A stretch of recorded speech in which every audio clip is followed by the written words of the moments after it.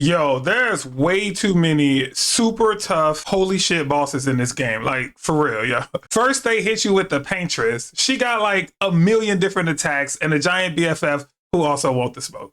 Then they hit you with Winrar, who want to throw hands, right? Like, this dude got super long combos and a dangerous ass pet dragon. Like, come on, bro. And y'all know we can't talk about bosses without bringing up Clea and Simon. Like, for real, bro.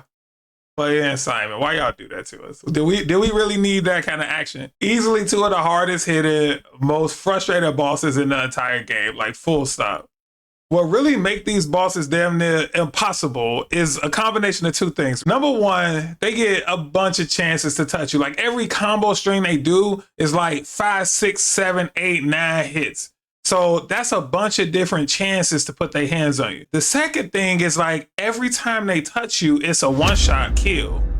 So you telling me that I got a perfect dodge, parry, all this bullshit, but if I slip up once, you telling me it's game over? Damn, bro. It's annoying, bro. It's frustrating. So I'm gonna keep it 100 though. I'm gonna keep it 100, y'all. I done died to these motherfuckers like a million times now. You know what I'm saying? So today I was like, you know what? Fuck this. What if I made it so that they didn't get a chance to play like at all? You know what I'm saying? And if they don't get a turn, they can't touch me. So what we're gonna talk about today is the stun lock build. So some of y'all that's probably new to RPGs or new to turn-based games are probably thinking like, what the fuck is a stun lock build? And I get it. It ain't a really common term unless you have been in that world, right? But believe it or not, stun lock builds are not a new concept. Like they've been around for as long as I can remember. Let's break it down though, piece by piece, starting with stun. So stun in these kind of games is a status effect that basically freezes an enemy in place for a short period of time. In Clair Obscur, this comes in a form of something called breaking the opponent. Now the term stun lock describes a situation where you basically chain that stun effect over and over and over again. So imagine in Clair Obscur, you just keep breaking your opponent over and over and over again. So a stun lock build plays to the strengths of all of the shit you put together. The weapons, the armor, the Luminas, the Pictos, etc., etc. So let's see if we can do something like that in this game. Spoiler alert, we can. I'm not going to go through the actual process for figuring out the weapons and Pictos, putting together all the skills and all that good stuff. It's boring and exhausting and I don't feel like doing it, so I'm not going to.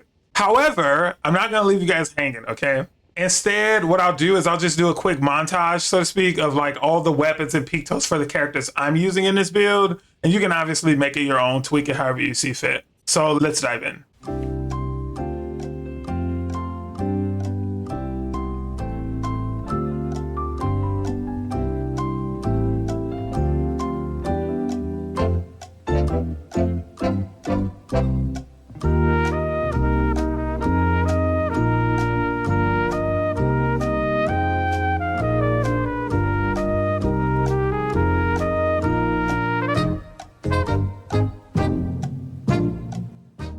And there you have it, folks. The build that I use to make this stun lock build work. Okay, now you have all the bits of information. Now, there are a couple of quick notes that I want to call out before we get into the action. Number one, try and use weapons that require agility. The faster your player is, the better. Number two, when equipping the Pictos, try and choose the ones that have the best speed and crit. And last but not least, number three, make sure you start the fight breaking your opponent. Okay, with that out of the way, let's get into the action.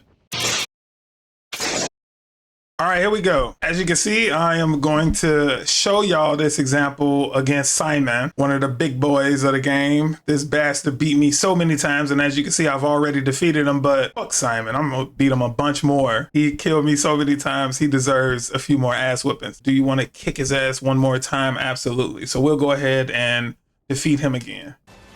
All right, right off the bat, you see Mael just took one for the team, but came right back immediately. So I'm gonna go ahead and break him. And when the opponent is broken, that's your chance to get your gradient charges back up to level 3. And you'll see here in a second why it's imperative that you get Gradient level 3 as quickly as possible when it's your team's turn. And also I want to just take a note of what you see in the sidebar. As you can see right now, Simon has a lot of speed. That dude goes 3 times in a row when you look down that list, right? One of those is going to be him waking up from the stun, but the other 2 will be him actually playing the game. And what we want to do and what we're going to do is we're going to make it so that he does not get to play. And you'll see how we do that in a second. So let's get to it. Go ahead and shoot him up, leave myself 1 AP here. And I am going to put her in last stance. No, I don't need to. I could, but I'm not going to. I'm actually just going to focus on Gradient for this. So you can see I'm almost at level 3 Gradient already. I'll put her in Virtuos now though. So here we go. And there we go. We got Gradient Charge level 3 and a supercharged Mael. Now with CL, she's really just going to be handing a baton off a lot, right? That's like going to be her main goal of this set play. So, but before that, she's also responsible for A, speeding up the team, and B, slowing down the enemy. So I'm going to always use all set with her just to make sure that he's really slow. Now, if you look at the left bar, the left rail, you'll see that all of a sudden now Simon goes a lot less. He plays the game a lot fewer turns now. So that's kind of one of the best things about this. And I think before, since we got a supercharged Mael, I'm gonna go ahead and, because we know that the moment Mael gets her turn back, she's in Virtuoso, so she can do her strongest move and it'll be doubled. So I'll hit her with Fortune's Fury right off the bat. And then now he's gonna take shields and he's gonna get anyone's HP that he can down to just 1. And these are not his real turns. These are just like auto skills that he gets to use. But as you can see, it's our team that gets to play before he can swing his sword. So now my focus with CL is gonna be 2 things, right? I wanna give the mic to Minoko as quickly as possible. And I wanna get rid of these shields. And I want to buff Minoko. So I want to do 3 things if I can in this 1 turn. And the way I got my Picto set up, my Lumina's set up, is I should be able to use free aim shots and get rid of all of these shields and still have enough to do the rest of the things that I want to do. So let's see if we can do that. So there's all 8 shields going and I still have $8 to play with. And I don't know if that's enough if I'm being honest. I think I need $9. I actually need $10. Oh, no, never mind. We're totally solid. So I'll do Fortune's Fury first, basically buffing Minoko to double damage.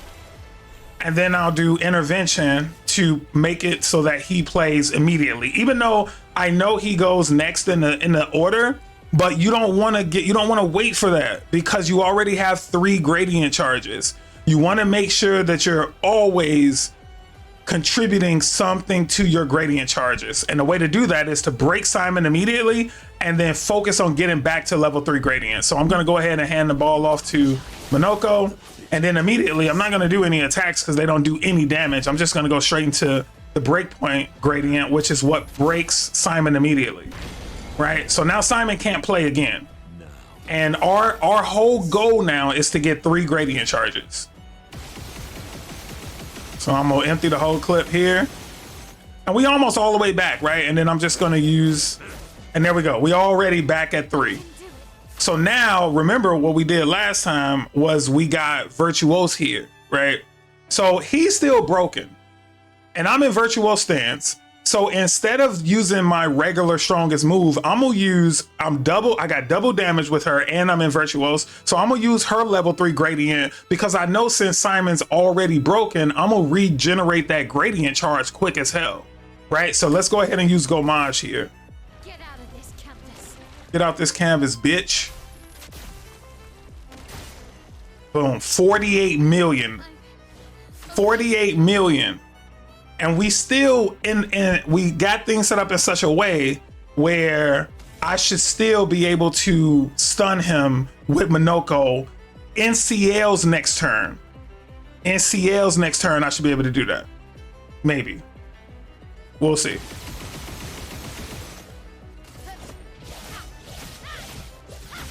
All right. So he wakes up. So now, there we go. Gradient charge 3, and I got $9 to play with. And I ain't got to even mess around, right? I can just go ahead, double him up, get him up to bat next, break his ass real quick so he can't do his super move. All right, 13 mil. All right, and now I got to get back to level 3 as quick as possible, right? Already back at 3. I'm back at 3 already. So now I'm just gonna do a basic attack and I can end the game here now. I can literally end the game, okay? But I don't want to. If I do Virtuos into just Stendhal, then get back into Virtuos, I can probably end this with Ciel Mael combo again. But I want him to wipe us off the canvas because I want you guys to see, just in case he does wipe your team off the canvas, what you can do with your secondary setup. So let's just get to that point. So I'll just go ahead and doesn't matter here. And then I'll just last chance.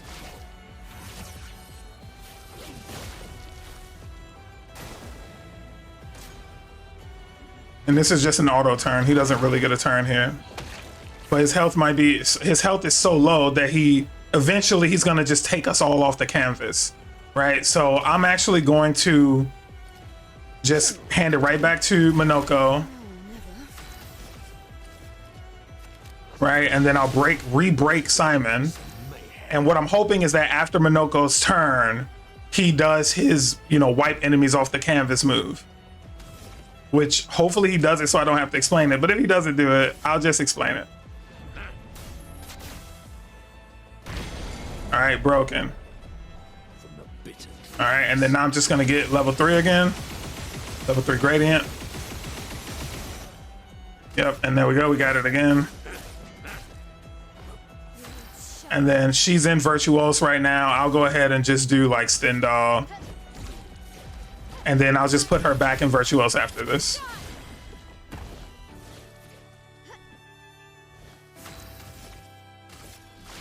Right. And then now hopefully he wipes us off the canvas instead of just only waking up. Damn it. All right, I'm gonna do this real quick. I'm just gonna skip my turn. But you can see, like, he would have never gotten a chance. Like, I've had multiple chances to beat him right now. All right, so this is the move I was waiting for. Now watch this. Now, when you get Simon down enough health, it's about a little less than half. He'll do this move. And then he essentially does a one shot to everyone, right? He literally automatically takes everyone off the canvas, which is essentially killing everyone. So then what you have to do is like send in your reserve team. Now, the way you set up your reserve team can make it so that you can always kill Simon, or at least continue the break strategy afterwards, right? So when my reserve team comes in now, I have a supercharged Verso and Lune. And as you can see, Lune immediately dies, giving me immediate access to break Simon. So I'm just gonna do free aim shots on him. Now he's broken. And look how many free aim shots I have. I'll get all the way to S rank just by the way that I have him built. Is like I'm already in S rank and already have 3 gradient charges. So I'm just gonna go straight into Angel Eyes, which is like his resurrection gradient attack, basically saying every time he dies, he comes right back to life. So I'll go ahead and do that. And then game over. I didn't even have to show you guys me resurrecting Lune just in case, just in case he did get a move on me. I could just let Lune act as sort of a proxy where, she dies, she fills up his break bar, and it just continues. But you shouldn't even have to send in your reserves, okay? Sending in the reserves happens if you like fuck something up in the middle of the fight. And it's like, oh shit, like now I need a strong team to finish this because he's almost dead. He's less than half life. That's how you set that up. All right. So what did we learn? We learned that there is a such thing as the stun lock build. in Clair Obscur. It's extremely powerful if you take your time, set it up the way that you like to play. You can make it so that even the strongest enemies, Clea, Simon, Paintress, doesn't matter who, you can be in New Game Plus basically playing a 1v nobody. Because your squad is the only one that's gonna get a chance to play. All right, I hope y'all enjoyed this content. Catch me in the next one. Peace out.